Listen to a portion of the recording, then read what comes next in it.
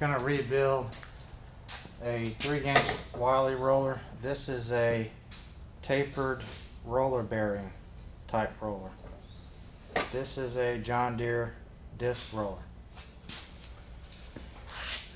Put the frame in so that the 1/2-inch round bar that's on the bottom of this frame is resting on top of your vice jaws. We're going to put our left-hand bracket so that the bottom leg is pointing to the right, and the face of the bracket is going to be right at the end of the slot. That's going to allow us, when we need to, that's going to allow us to move this bracket back a little bit when we need to flip this roller end to end.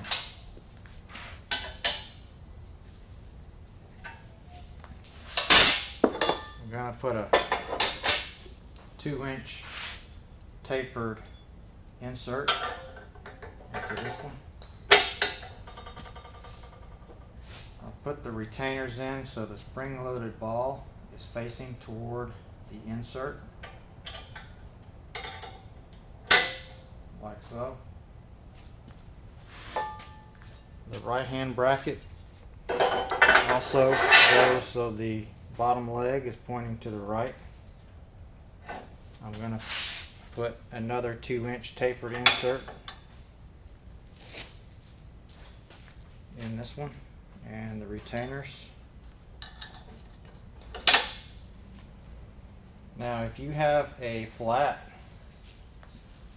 on one end of the shaft, you want that flat end to go down on the left end.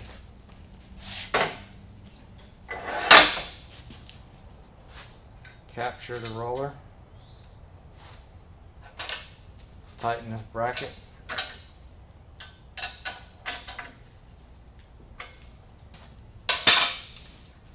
now I'm going to put our socket driver in,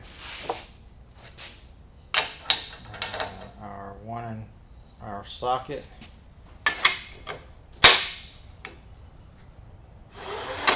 engage our socket over the nut, tighten the socket driver,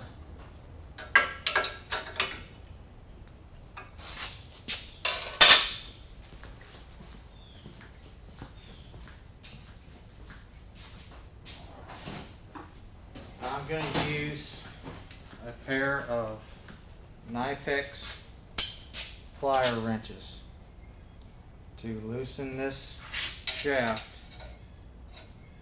from that nut. So I'm going to turn this shaft counterclockwise.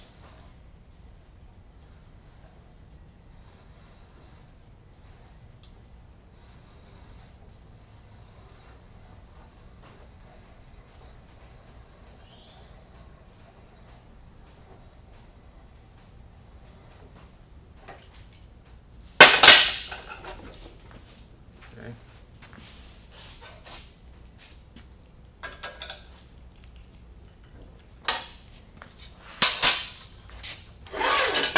Now this nut is out.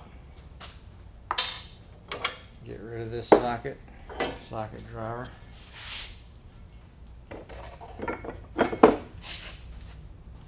Now, while I have this end of the shaft pulled out about an inch or so, I have access to this nut. I'm going to put my wrench on the nut and rest the wrench up against the frame. Now I'm going to screw the shaft in clockwise.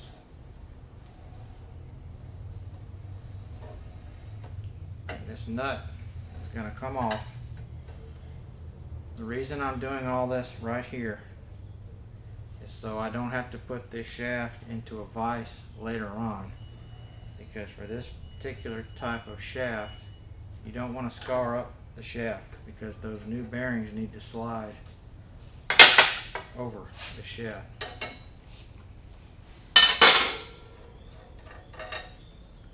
Got the other nut out.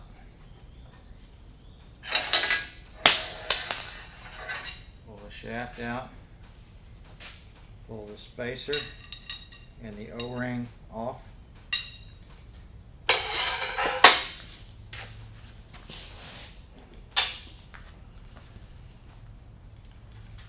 Here's the other spacer. Here's the other O-ring. Now we get the seals out.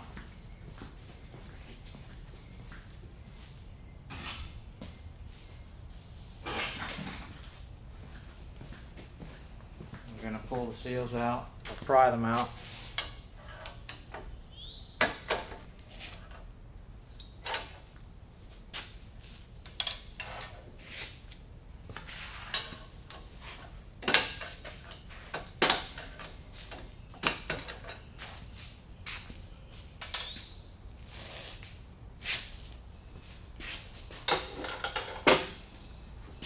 Now the bearing cones come out.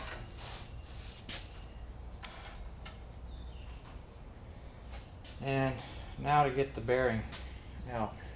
Tapered cup.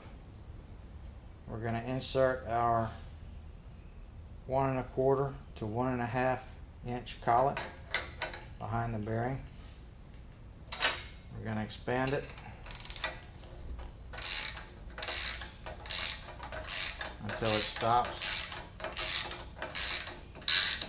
Now I'm going to back off just a tad so I can align this with our jacking screw. Now comes the puller bridge and the 2 standoffs. One of these standoffs you're going to have to push the retainer out.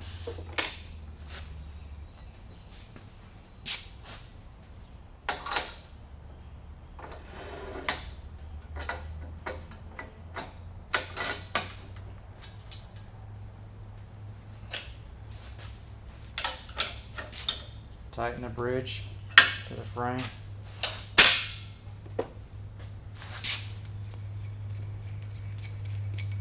Jacking screw.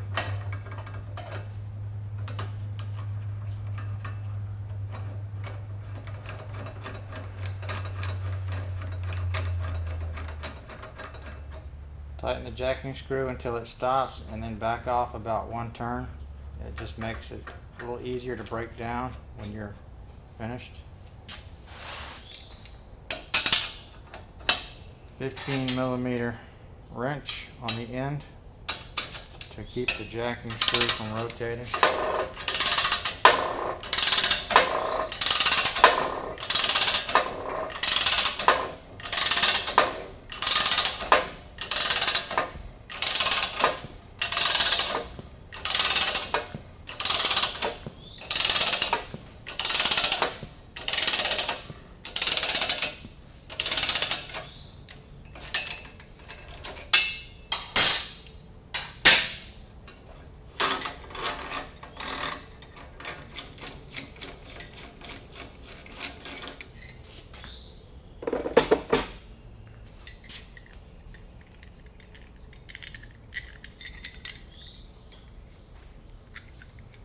Bearing cup is out.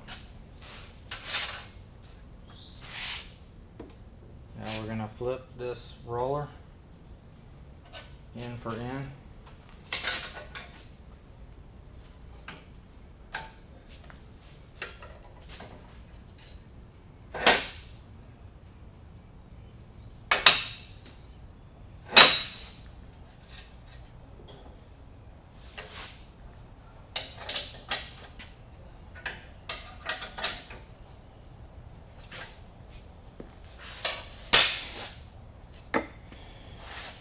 We're gonna do the same thing. I'm gonna remove this other cup.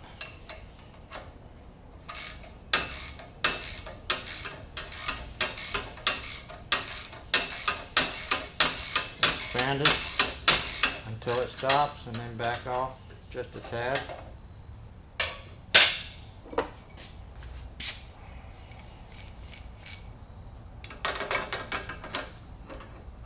jacking screw screws in until it stops, and then back off about 1 turn.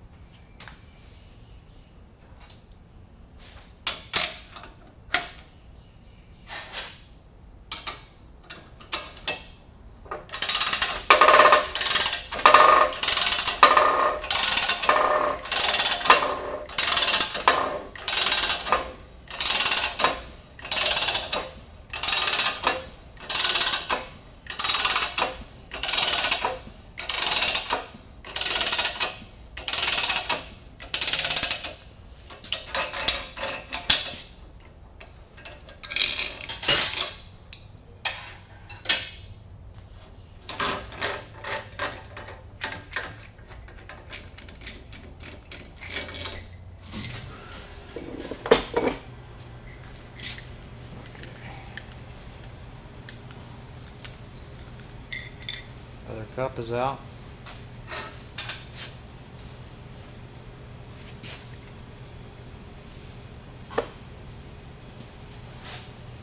Okay, now we need to get rid of this puller bridge. Stand off.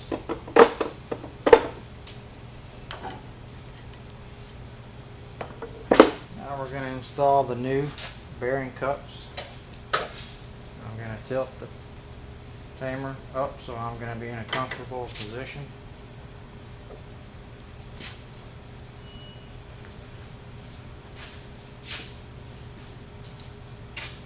I'm using our optional cup / steel installer with our optional handle.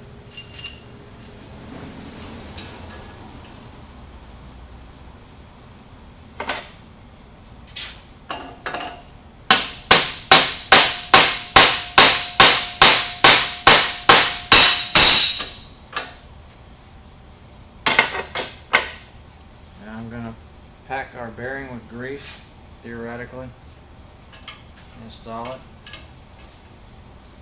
then install our new seal.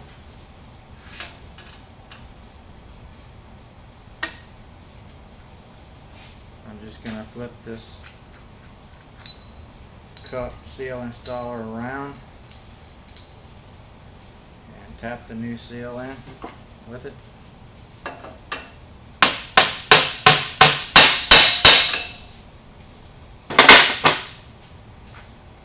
And we're going to flip the roller end for end.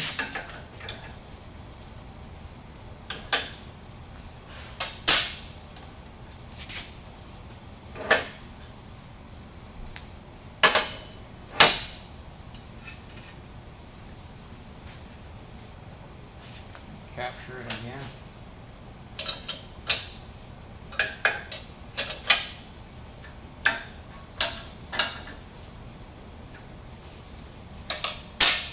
New bearing cup.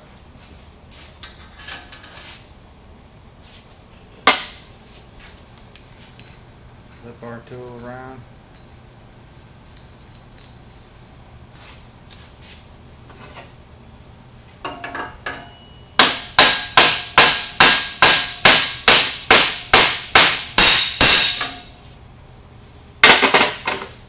Pack the bearing with grease.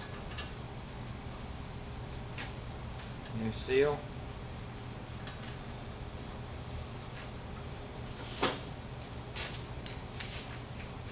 Flip this tool around.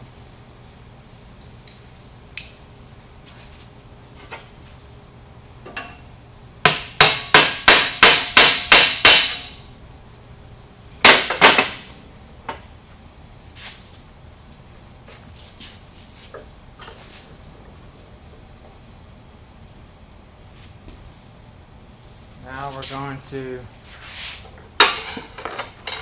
slip the new shaft in.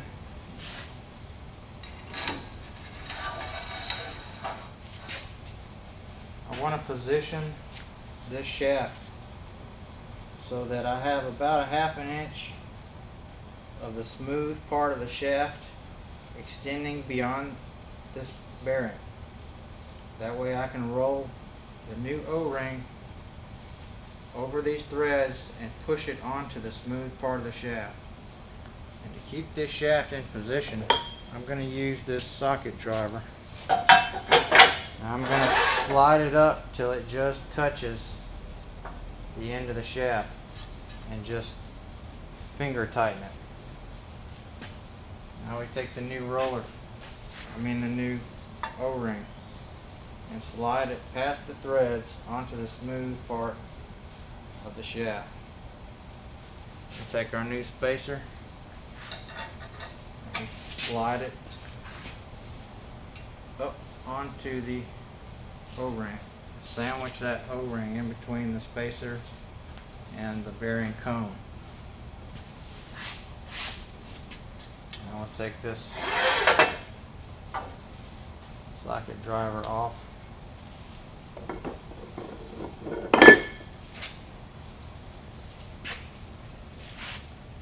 I'm going to put a new nut on.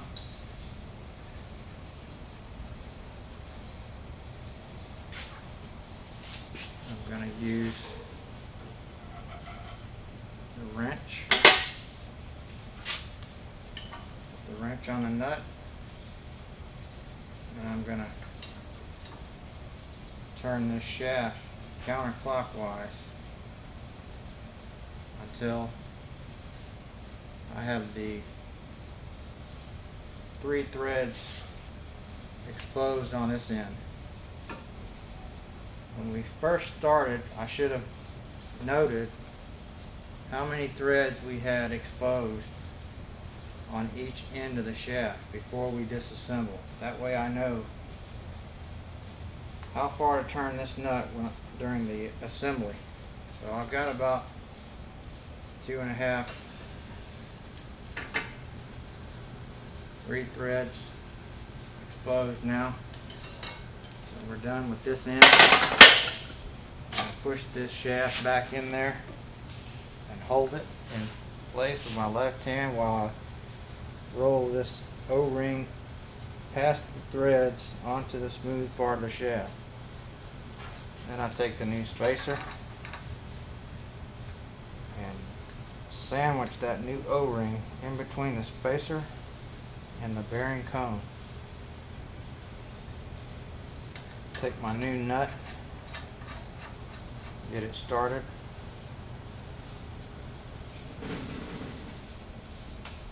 Now I'm going to take my socket driver and socket,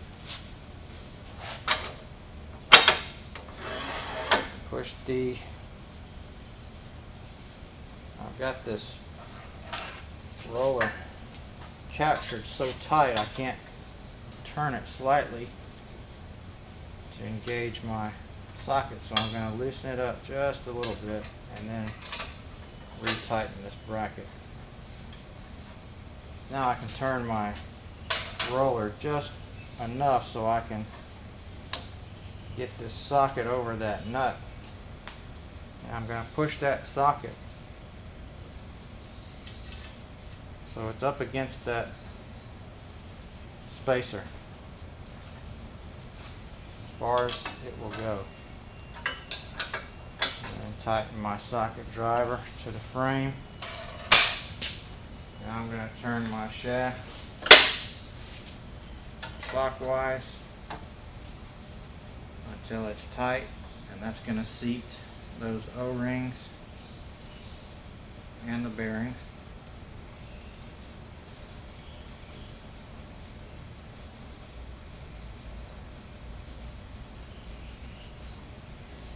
And then I'm going to back off a little bit. And we're done.